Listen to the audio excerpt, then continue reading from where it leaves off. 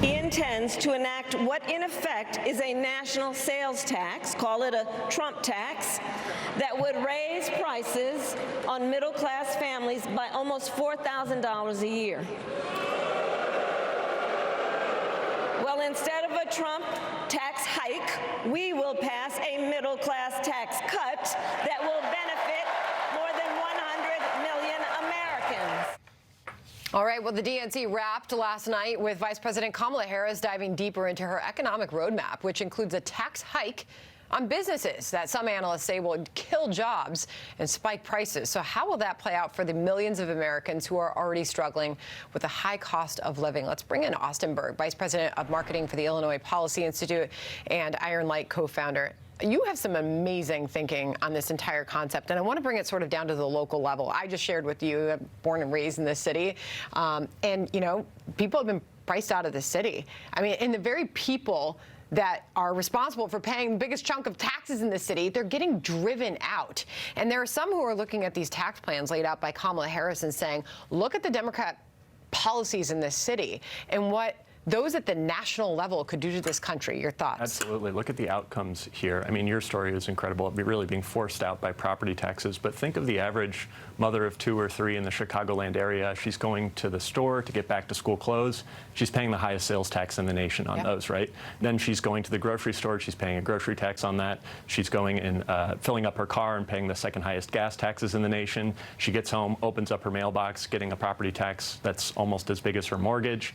And then she's calling her friend to tell her about it, and her cell phone plan is taxed at the highest rate in the nation, right? These things really, really add up, and it's hurting the Illinoisans that really need help the most. We have the second highest unemployment rate in the nation here in Illinois. In the Chicago metro area, the unemployment rate is the worst in the nation, 100,000 people looking for work. So when she lays out, Harris, that is, her tax policy pitch to the American people, which includes raising the corporate taxes in this nation from 21 to 28%, okay, and also raising the corporate minimum tax rate, what would that do at the national level to jobs, to prices?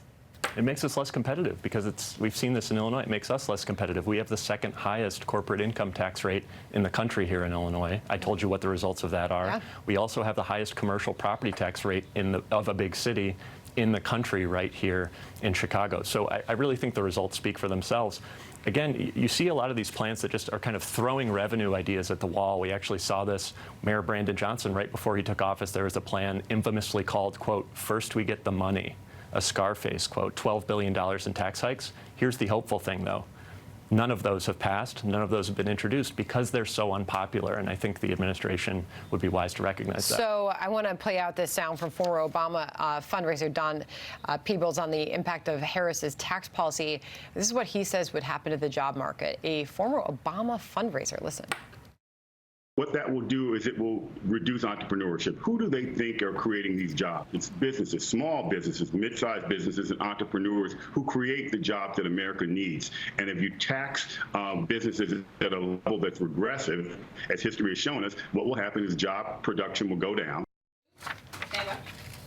I mean, can you blame them? I mean, that's the reality of a situation like this. I look around at this city, and you and I have so many personal stories in this city. I looked at the building my uncle lived in. We had a family celebration down there at Smith & Walensky's.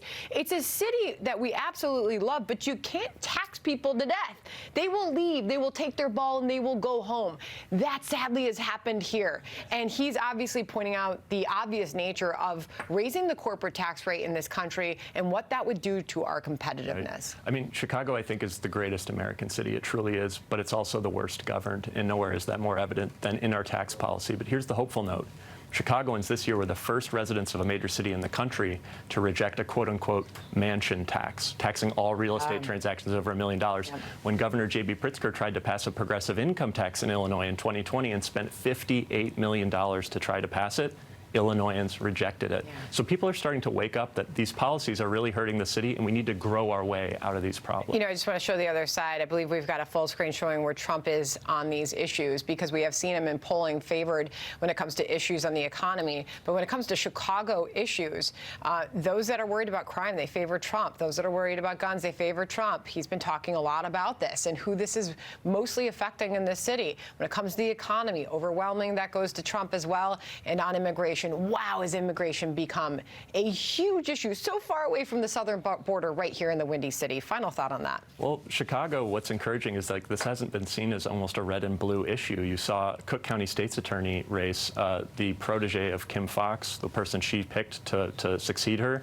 She lost to a centrist, more moderate candidate, was a Democrat, but really more reasonable. And I think everyone talking about these tax policies would be wise to take that into account. Austin, great to meet you and great to have you here in the studio. Great meeting you. Thank you so much. Thank you. All right, John.